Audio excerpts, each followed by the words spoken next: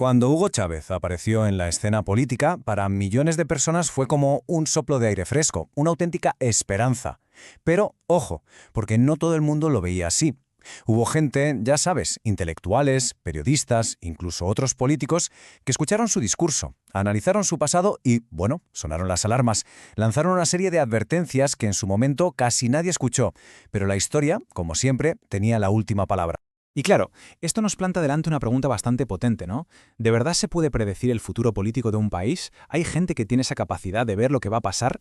Pues parece que sí, o al menos eso es lo que creyeron 7 figuras públicas de las que vamos a hablar. Vamos a hacer un repaso por sus historias, por esas advertencias que lanzaron y, sobre todo, vamos a intentar entender qué vieron ellas que la mayoría, al parecer, no vio. Vale, pues empezamos. Primera parada, la cuenta atrás. Vamos a conocer a las primeras 4 personas de nuestra lista. Esas voces que, digamos, fueron las primeras en decir, un momento, aquí pasa algo raro.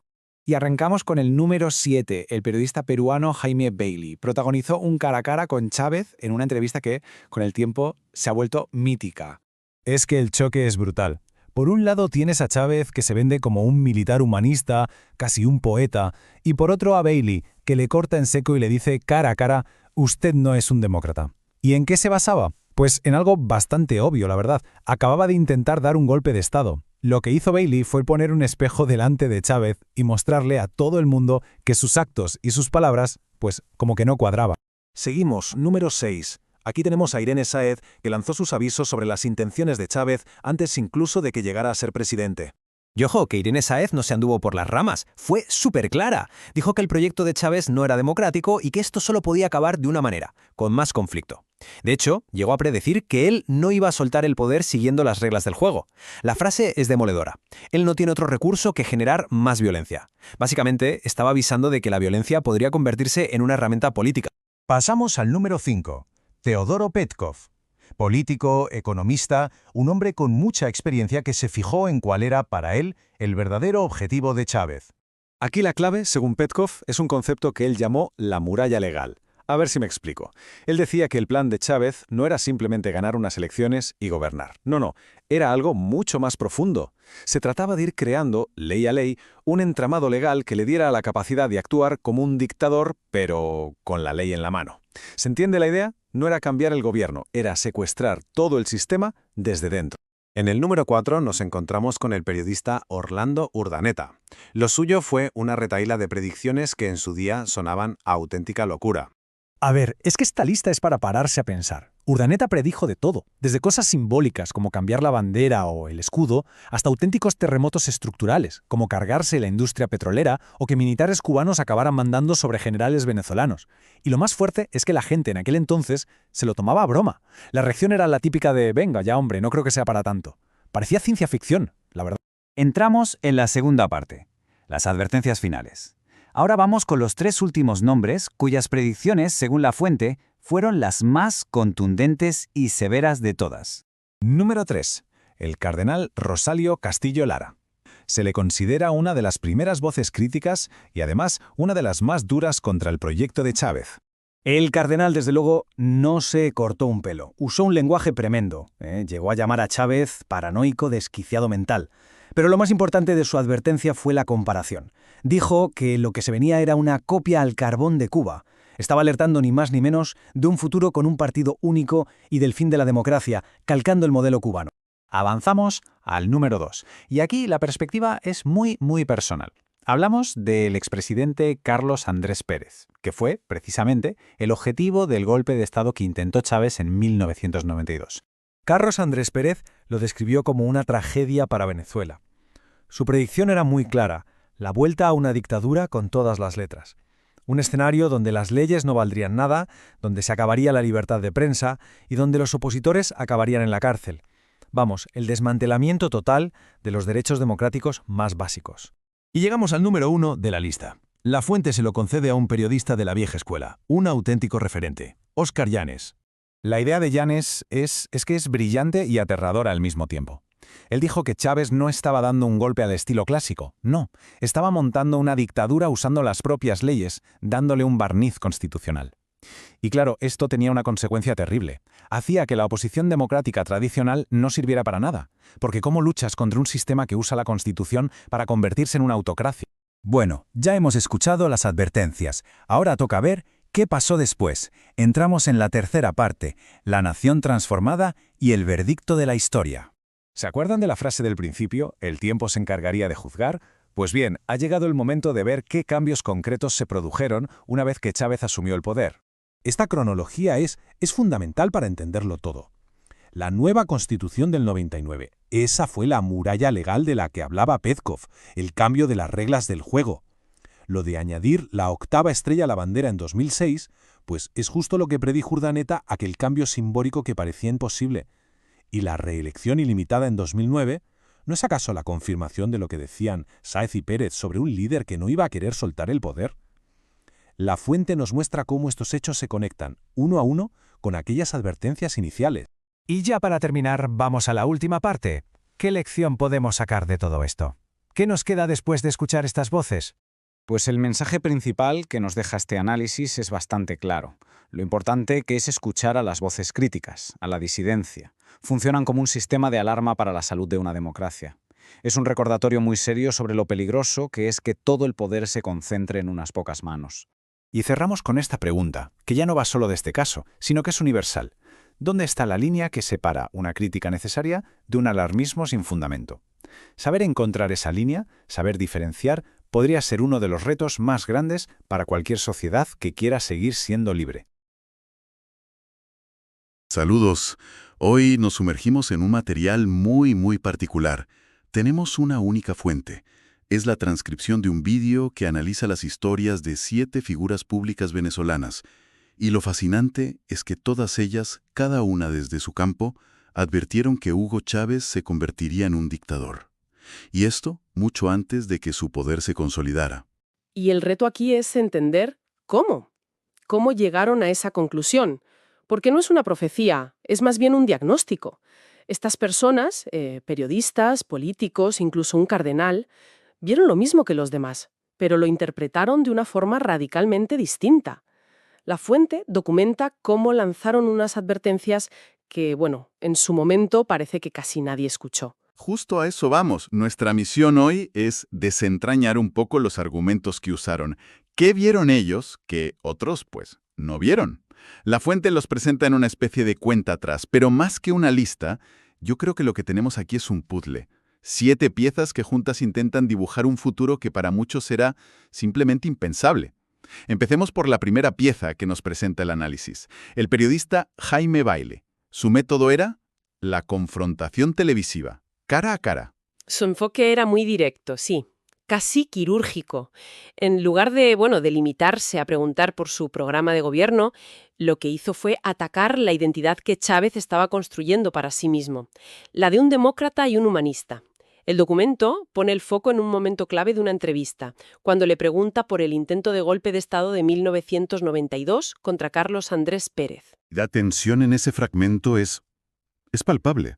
La transcripción recoge la pregunta directa de Bailey. Si tú eres un demócrata, un humanista, ¿cómo explicas el golpe? Esa fue una decisión de un demócrata. O sea, no lo deja escapar. Intenta arrinconarlo en su propia contradicción. Y cuando Chávez se extiende la respuesta, Bailey le lanza otra estocada. Le dice, lástima que tus respuestas ahora no tienen el mismo tiempo del discurso, refiriéndose al brevísimo y famoso por ahora, tras el fracaso del golpe. Es una técnica muy interesante. No le está pidiendo información, está haciendo una prueba de estrés psicológica en directo. Quiere ver si esa fachada de demócrata se agrieta bajo presión. No analiza sus ideas, sino su justificación de la violencia como una herramienta política. Para Bailey, ese era el indicador fundamental de una mentalidad autoritaria. Vale, si el método de Bailey fue la confrontación personal, la siguiente voz que destaca la fuente, la de la política Irene Sáez, se centró más bien en las consecuencias prácticas. Su advertencia no era sobre quién era Chávez, sino sobre lo que pasaría el día después de una hipotética victoria suya. Exacto. Su perspectiva era de gestión y de gobernabilidad. La fuente subraya que ella predijo un futuro de violencia institucional. ¿Y en qué se basaba? Pues en las propias palabras de Chávez. Él había declarado públicamente que iba a acabar con los alcaldes de la oposición. La mayoría podía interpretar eso como una simple bravuconada de campaña, pero Sáez se lo tomó al pie de la letra. Lo vio como una declaración de intenciones, no como retórica. Y aquí el análisis da un paso más. Le preguntan directamente si cree que Chávez podría convertirse en un Fidel Castro encubierto. Y su respuesta es muy reveladora de su método. No especula sobre el futuro, sino que se ancla en el pasado. La cita que recoge el documento es: sus hechos lo han demostrado. Ha buscado el poder a través de distintas instancias, uno dando un golpe. Esa es la clave. Conecta el discurso, es decir, la amenaza a los alcaldes, con la acción pasada, el golpe de Estado. Y con eso proyecta una acción futura, la negativa a soltar el poder. Es un razonamiento muy pragmático, no entra en ideologías, sino en un patrón de comportamiento. Su advertencia era: si alguien ya ha intentado tomar el poder por la fuerza, ¿por qué deberíamos creer que lo abandonará pacíficamente si lo consigue por las urnas? Interesante. Hemos visto a un periodista que ataca la identidad y a una política que analiza patrones de conducta. La siguiente figura, Teodoro Petkov, aporta una visión completamente diferente. La del estratega político que ve un plan deliberado en marcha. El análisis que hace Petkov, según el documento, es mucho más frío, más estructural. No lo ve como un arrebato autoritario, sino como una hoja de ruta. La fuente recoge una afirmación suya muy potente, que Chávez estaba acelerando un proceso dictatorial de forma consciente. Vería un proyecto no solo para ganar unas elecciones, sino para desmantelar todo el sistema desde dentro y asegurarse la permanencia indefinida en el poder. Hay una cita de Petkov de antes de las elecciones de 2012, que es escalofriante por su precisión. El documento la destaca porque afirmaba que Chávez era consciente de que su popularidad estaba bajando. Sí. Y que, precisamente por eso, estaba construyendo una muralla legal que le permitiera gobernar con un criterio dictatorial, incluso sin el apoyo de la mayoría. Si conectamos las piezas, esto es fascinante. No habla de un golpe de Estado clásico, con tanques en la calle. No. Su advertencia era sobre algo mucho más sutil.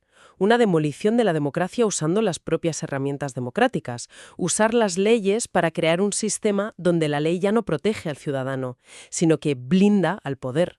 Es una advertencia sobre la perversión de las instituciones. Y de ese análisis tan técnico y estratégico, la fuente nos lleva a un enfoque radicalmente opuesto, casi literario diría, el del periodista Orlando Urdaneta. Su predicción fue presentada de una forma que en su momento debió de sonar a ciencia ficción. Sí, su método fue absolutamente original. Comprendió que si enumeraba sus predicciones de forma directa, la gente las descartaría por inverosímiles. Así que usó un recurso retórico brillante. Se inventó un libro imaginario titulado No vale, yo no creo. Y a través de ese libro ficticio empezó a leer capítulos de un futuro que sonaba, disparatado. Es que la lista que presenta la fuente es increíble leída hoy. Hablaba del cambio de la bandera y el escudo nacional. Algo que parece cosmético pero que es muy simbólico. Predijo la destrucción de la industria petrolera, el corazón económico del país. Mencionó la llegada de militares cubanos que darían órdenes dentro de las Fuerzas Armadas venezolanas. Y remataba con la destrucción total del país. Y lo genial era el remate. Después de cada predicción, repetía el título de su libro imaginario. No vale, yo no creo. Estaba capturando y a la vez desafiando la incredulidad del público. Es una táctica psicológica muy inteligente. A veces, para que una advertencia se tome en serio, tienes que presentarla como algo tan extremo que obliga a la gente a pensar, ¿y si tienes razón?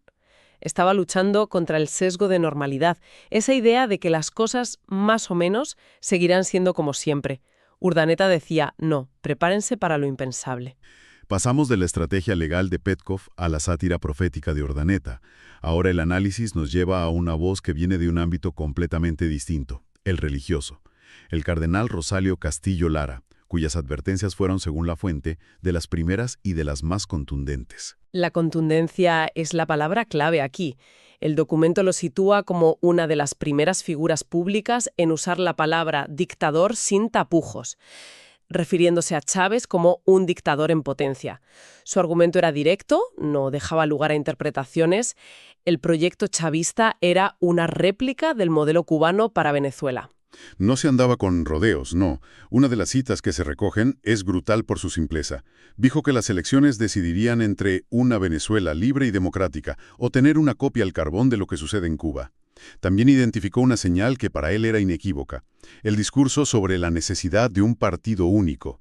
Lo interpretaba como el fin del pluralismo. La fuente llega a recoger una descripción personal durísima, donde lo califica de paranoico desquiciado mental. El que esa condena viniera de una alta figura de la Iglesia le daba un peso simbólico enorme. No era un simple análisis político de un rival, se presentaba como una condena moral. Estaba enmarcando la elección no en términos de izquierda o derecha, sino de libertad frente a totalitarismo. Era un mensaje diseñado para resonar a un nivel de valores fundamentales. El siguiente caso que plantea el análisis es quizá el más paradójico de todos, el del expresidente Carlos Andrés Pérez, es decir, la víctima directa del intento de golpe de Estado de Chávez en 1992. Su advertencia, por tanto, venía cargada de una experiencia muy personal. Desde luego, su perspectiva era única. Él no teorizaba, hablaba de la persona que había intentado derrocarlo por las armas. Según la fuente, su pronóstico era el de una dictadura clásica, sin sutilezas, un país sin ley, sin libertad de prensa y con las cárceles llenas de disidentes. Era una visión cruda, sin adornos. Pero lo que me parece más profundo de su análisis es que no solo advirtió del peligro, sino que intentó explicar por qué la gente se sentía atraída por ese peligro. La transcripción recoge una idea suya muy potente, que la gente no estaba votando por un presidente, sino por un vengador. Alguien que prometía destruirlo todo. La cita textual que aporta el documento es muy de la calle, muy gráfica. Aquí no nos importa, pero Chávez va a acabar con esta vaina. Y ese es un diagnóstico social tremendo. Pérez identificó que el combustible del chavismo era un hartazgo tan profundo con el sistema existente que una parte de la población prefería quemarlo todo antes que reformarlo. Entendió que el atractivo de Chávez no estaba en su propuesta de futuro, sino en su promesa de aniquilación del presente. Es una advertencia sobre cómo el deseo de tierra quemada puede cegar a una sociedad ante los peligros de lo que vendrá después. Y con esto llegamos a la última pieza del puzzle, la que la fuente sitúa en el número 1. El periodista Óscar Llanes. El documento lo describe como alguien que se enfrentó a Chávez muchas veces con una agudeza particular. ¿Qué es lo que diferenciaba su advertencia de las demás? La clave del análisis de Llanes, según la fuente, no era el qué iba a pasar, sino el cómo iba a pasar. Si Petkov advertía de la muralla legal, Llanes acuñó un concepto aún más preciso: una dictadura con bases constitucionales. Su gran advertencia fue que todo el proceso autoritario se iba a revestir de una apariencia de legalidad, lo que haría que combatirlo con las herramientas democráticas tradicionales fuera, prácticamente imposible. Usó una analogía histórica muy dura para explicarlo, que la fuente recoge. Decía que era absurdo que la oposición intentara usar métodos democráticos clásicos contra el gobierno, y lo comparaba con que Churchill hubiera intentado llegar a un acuerdo de caballeros con Hitler. Su mensaje era: las reglas del juego han cambiado, estamos en un paradigma diferente y si no lo entendéis, estáis perdidos. Y el documento muestra que llevó esta confrontación al terreno personal. Lo vemos acusando a Chávez en su cara de crear un monstruo de Frankenstein y, sobre todo, retándolo por la propuesta de la Asamblea Constituyente. Le echó en cara que no le había dicho al pueblo que eso era una entidad supraconstitucional, o sea, un poder absoluto por encima de todos los demás. Lo desafió públicamente justo antes de la votación con una frase lapidaria: 3 millones de personas van a decir mañana quién es el equivocado, si es usted o soy yo. Bien. Hemos recorrido estas 7 visiones, estas 7 advertencias. Después de detallarlas, la fuente las ancla en la realidad, conectándolas con lo que sucedió después. Así es. Para darle contexto, menciona el resultado de esa Asamblea Constituyente de 1999, que fue aprobada por un 72% de los votantes. Y a partir de ahí, el documento enumera una serie de cambios que se implementaron y que, resuenan directamente con las predicciones que hemos repasado. Y no son cambios menores, claro. Se menciona el aumento del periodo presidencial a 6 años, con una reelección que con el tiempo se convirtió en ilimitada. Se otorgó el derecho al voto a los militares en activo, rompiendo una tradición. Se cambió el nombre oficial del país, se añadió una estrella a la bandera, se cambió el cono monetario. Y de forma más estructural, se inició un masivo proceso de nacionalización de empresas privadas. La fuente presenta estos hechos como la materialización de las advertencias. Desde la dictadura con bases constitucionales de Llanes, que se ejecutó a través de esa asamblea, hasta la destrucción del tejido económico que anticipaba la sátira de Urdaneta. Se crea un vínculo directo entre la palabra y el hecho. Entonces, después de todo este recorrido, ¿cuál es la gran idea que nos deja el análisis? ¿Qué se extrae de recordar estas 7 voces? El documento concluye que no es un simple ejercicio de decir tenían razón. Lo plantea como una lección más universal sobre la salud democrática. La idea es que escuchar activamente a las voces críticas, incluso a las que parecen exageradas o alarmistas, es un mecanismo de defensa esencial para una sociedad. Se trata, según el texto, de aprender a reconocer las señales de alerta cuando la concentración de poder empieza a convertirse en un peligro real. Y esto nos deja con una pregunta final, una reflexión para quien nos escucha. La fuente se centra, lógicamente, en la clarividencia de quienes hicieron las predicciones, pero quizá la pregunta más interesante no es por qué acertaron, sino porque, como afirma el propio documento, sus advertencias fueron ignoradas, minimizadas o ridiculizadas por una parte tan grande de la población. ¿Qué nos dice eso sobre la brecha que a veces se abre entre las alertas de ciertas élites y el sentir popular en épocas de profundo descontento social?